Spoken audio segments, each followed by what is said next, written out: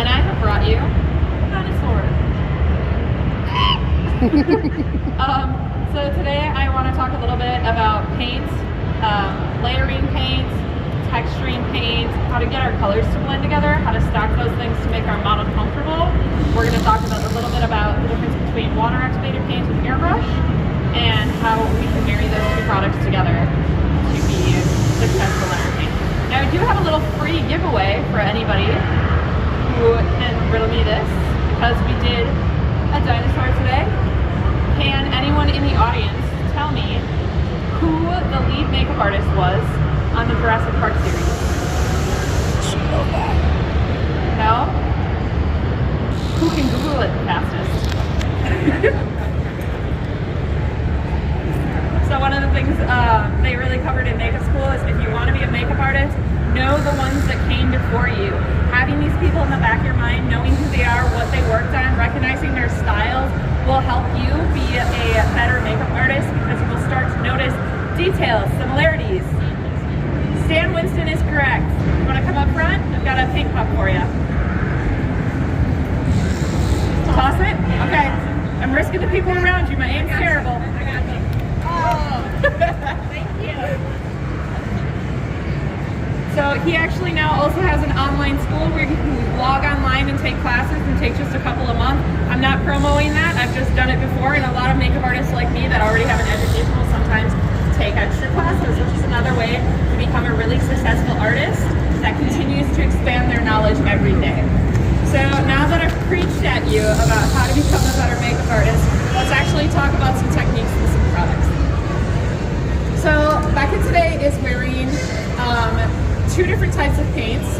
We have Graftobian's water-activated pro paints, and that's what I usually use to base. Now, if you guys want to get up and get a little bit closer to see some of the texture, you're welcome to as I'm speaking right now. But what I did is I went in first with the pro paint and I used a sponge. The sponge gives me a really nice, light, sample texture. If I use less water and more paint, it's going to give me a harsher texture, and you can see some of that, especially in her cheekbone right here. And then we can see it along her collarbones right here are two of the places that I went the heaviest. If you are working with the planes of the body or the planes of the face, sticking your texture on top of the areas that the light hits, right? Just like if we're using beauty makeup, we highlight on top of our cheekbones. There's that cute little nose trend where we highlight the tip of our nose. When we want texture to show up, we're gonna put it on the highest area of the plane of the face to be able to get it to really pop and really be something successful for us in the look that we're doing. If we start to put a lot of texture, not pattern, but texture, in areas like the low in the cheeks here, that's where it's gonna start to get lost, you know? Or if you put it, if I'm putting it like under the bust, nobody's gonna see that. The light isn't gonna pick that up. So we want our texture to sit on top, but we can work with patterns in some of our low lit areas. And we're gonna work with less dramatic on our highlight points and more dramatic when we're going into our shadow areas. So I'm gonna go ahead and, guess who didn't bring a sponge? That's okay. I'm gonna go into some of our highlighted areas here. I left an area of her skin open because I was gonna sponge that, but we're gonna go ahead and just go into some of the paint that I'm doing with my brush here instead.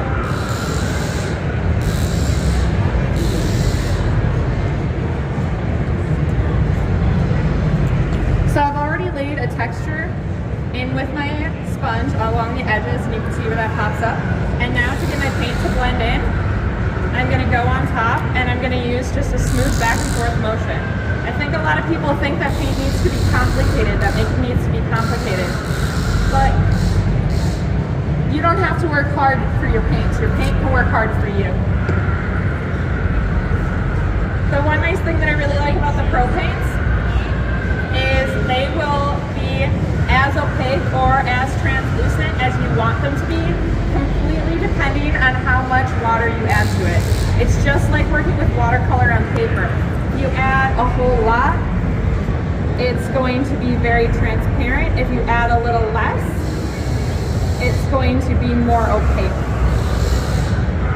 Also, with these paints, I can blend directly on the skin. So I went in with my darker color, And now I'm gonna go in, or I went in with my lighter color, my red, and now I'm gonna go in with the darker color. And I can actually blend right on top of my paints in their cuts and directly on her skin. If I want her skin to start blending the colors together, I can just make sure that my paintbrush is really wet when I go in and do those corrections.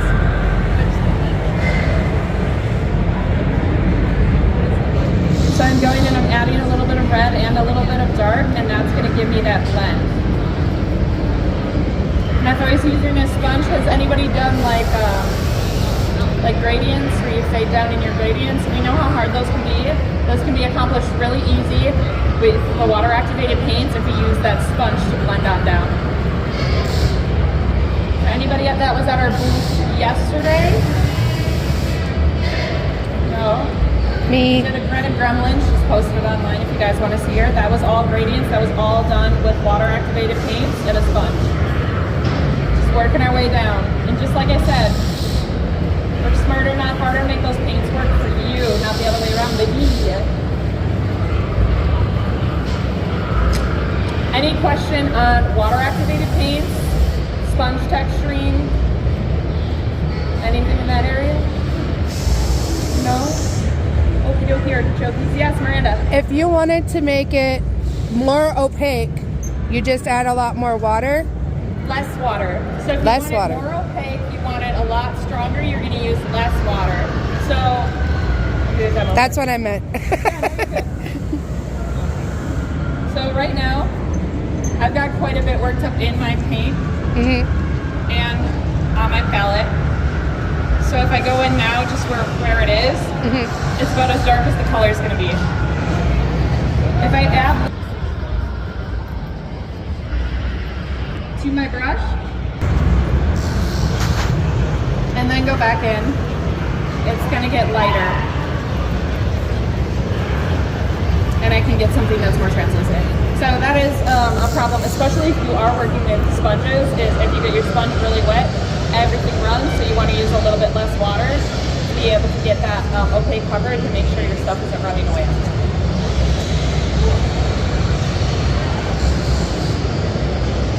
Okay, artichokes, we're going to move into airbrush. How many of you have used an airbrush before? Just a couple, a bunch of airbrush newbies. That's exciting. Do you guys want to go through the basics of how to make an airbrush work and the difference between a couple of guns? Or do we want to go right into techniques? Yes, you'd like to hear that? Sure, I can cover that. So there's two different types of airbrushes. One of the airbrushes comes with one of our systems and one comes with the other. One is a single action and one is a dual action. A single action airbrush, it's going to turn on and it's going to start spraying air immediately, right? So to make this airbrush run, I'm going to pull back on the trigger, and that's it. If I'm using a dual action airbrush, which is an airbrush that you can buy separately or you can get with our full system, that's going to be the bigger system that comes with 6 guns and is a siphon feed rather than a gravity feed. That one you're going to have to push down to release the air and then pull back. That gives you control over both your air and your paint flow. The more I pull back on the trigger, the more paint that's going to be released within my airbrush gun.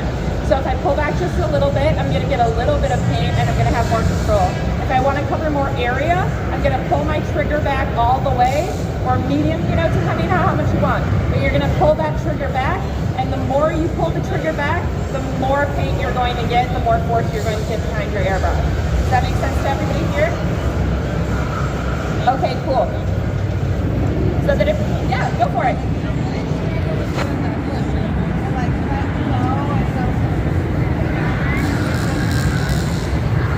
So you struggle with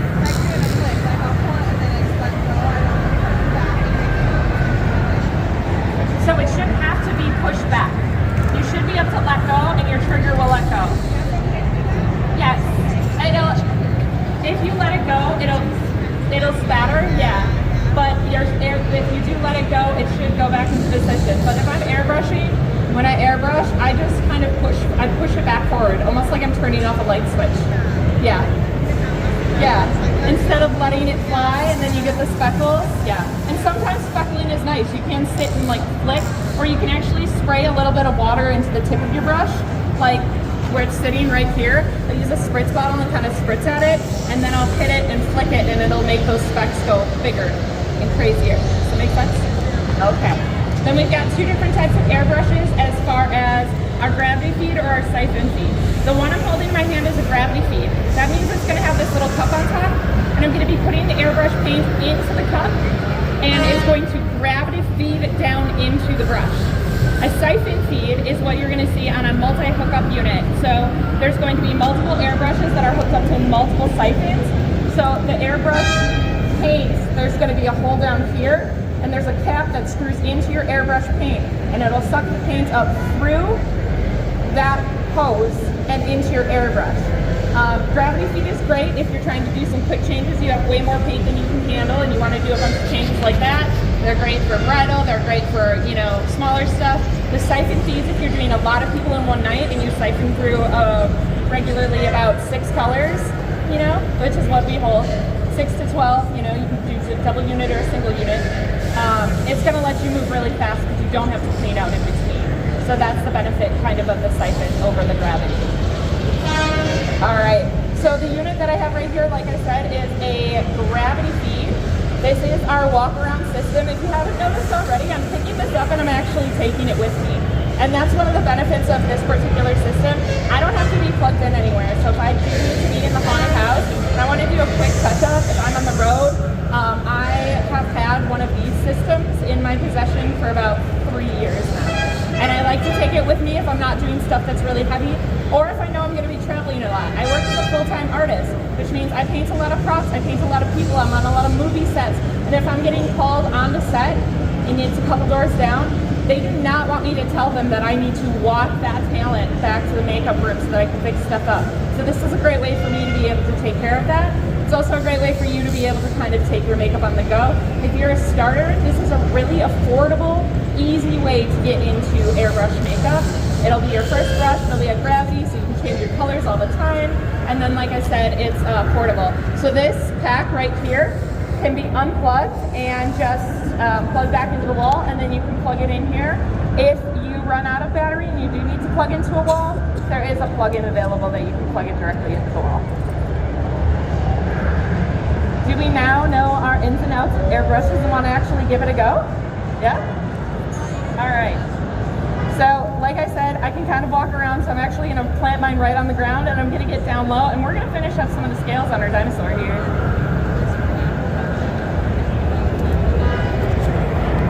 So it's got an open nozzle top. I'm working with our FX Air, which is our airbrush line.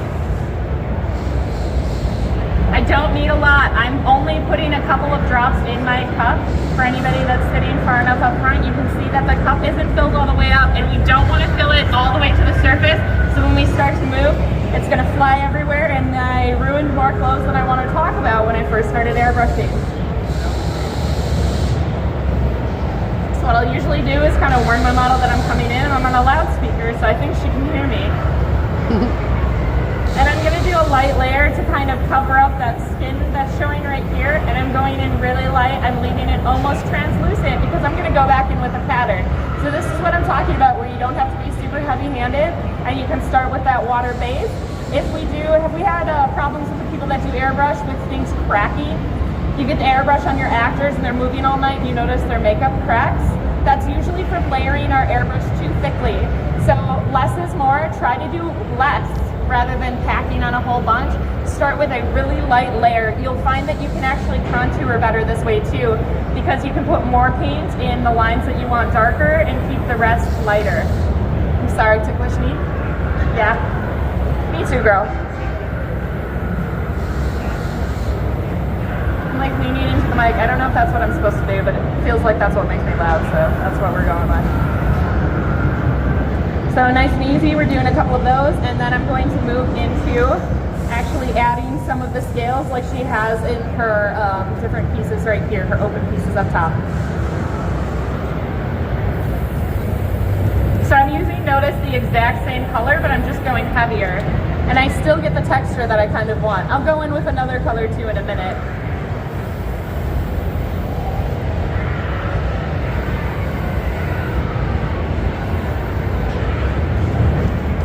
And then if I want to switch colors, all I'm going to do is I'm going to run some cleaner through it, put a couple spritzes of our Graftobian Airbrush cleansing fluid,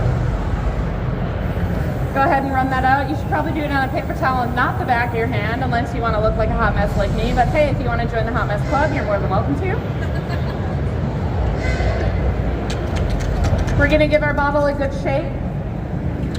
Any airbrush paint, no matter what company you did it from, you have to shake it. It will separate. Shake your bottles, shake them well. If you have a discoloration at the bottom of your bottle, it's not shook well enough.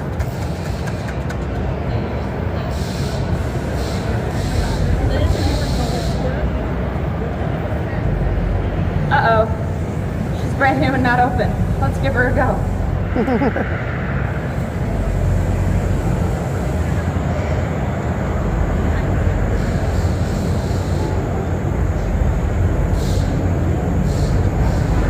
Toby has these little plastic tops that go inside, so when the stuff ships, it doesn't pour out.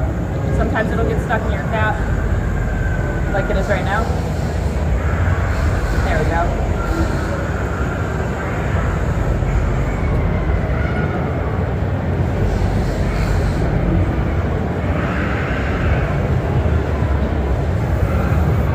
So I'm going to run it again before I start painting, just to get any residual cleaner out of my airbrush.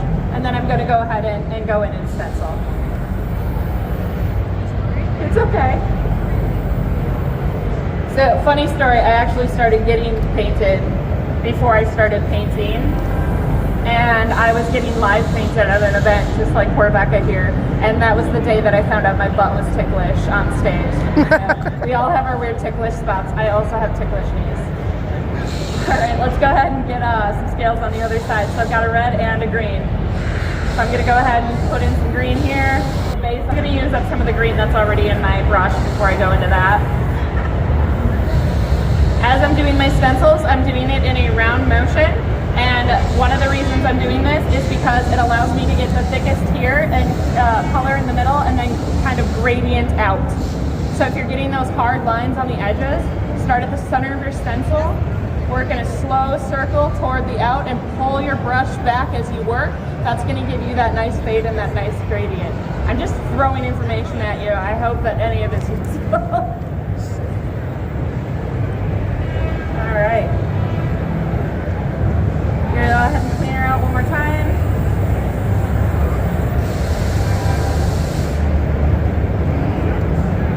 And I'm going to do that same thing. I'm going to go in really nice and light with our red.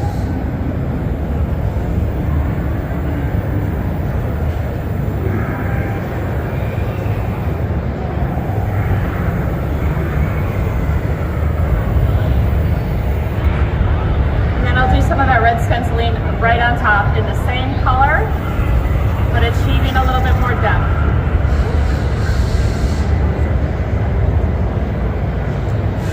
Any other questions about this, about makeup in general?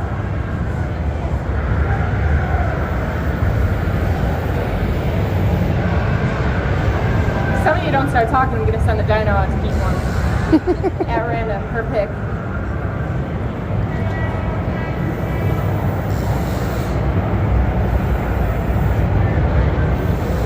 Can you tell us about how you made the shoes? How I made the shoes? Sure. It's not paint related, but I can tell you. These are a pair of hiking boots that I picked up at St. Vinny's. The scales that are on top of them are just craft foam that are cut out into individual pieces. This is foam play and the little toes. So to get it to sit inside of the shoe, it's actually just a piece of that foam that's formed over it, and it's hot glued on. Some of the little pieces right here that stick up, those are also hot glued. And then I just painted it and did a little bit of airbrush. They messed up some monster shoes, and they look pretty rad if I do say so myself. They're not the most durable, so if you're a hunt where you're kicking around a lot, maybe not for you. But if you're sitting somewhere like high up and you don't have to stomp through the fray, it might be a good choice. Becca, are you okay with me doing a little bit of highlighting and stuff in your legs? All right, so I'm gonna have you face forward to bring some of the paint in more, because right now we've got a good gradient right here in her midsection, but right here in the front of her legs, I'm kind of missing some of that definition. It just gets lost since it's a little bit more solid green. Sit down here with you guys. I'm gonna go in and I'm gonna highlight. Becca's a runner. She's got great legs, so she's already got all that definition built in, and I can just follow those lines how they are. So as weird as it feels to highlight somebody's knees, that's where I always start. So I'm gonna go around the edge of her knees. I go top to bottom. I start light and then get darker as I need to. And then I'm gonna follow the natural lines of her muscles. If you don't know what I'm talking about, go look at any man in any 80s cartoon where they're like buff as hell, and you see where they've drawn in those really stark lines. You wanna know where to highlight on your models, on their bodies? Go look at some 80s cartoons. They'll show you. Go look at some He-Man. He-Man will tell you where to highlight.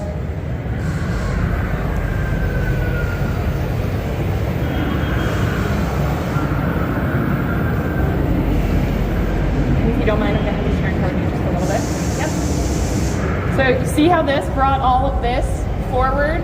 It's really light, right? It was a really simple move, but now she doesn't look like she's got just flat nothing. We've got definition. We're bringing that forward. We're making it look more human. We're making it look like it's part of her, not just the paint on top of her. Just like in fashion, we want her to wear the paint, not the paint to wear her. I'm gonna have you turn around and do your calves too, if you don't mind. All right, let's actually do a little bit sideways. Do the 1 foot forward, 1 foot back thing. Other side. Perfect. So right here, she's got that calf muscle that's gonna pop right here, so I'm gonna highlight that too. And then I'm gonna do the same thing. It feels weird to highlight in the crease of somebody's leg, but that's exactly what we're gonna do. We're gonna highlight in that crease. And the way I do it in legs is the same way I can do it in arms.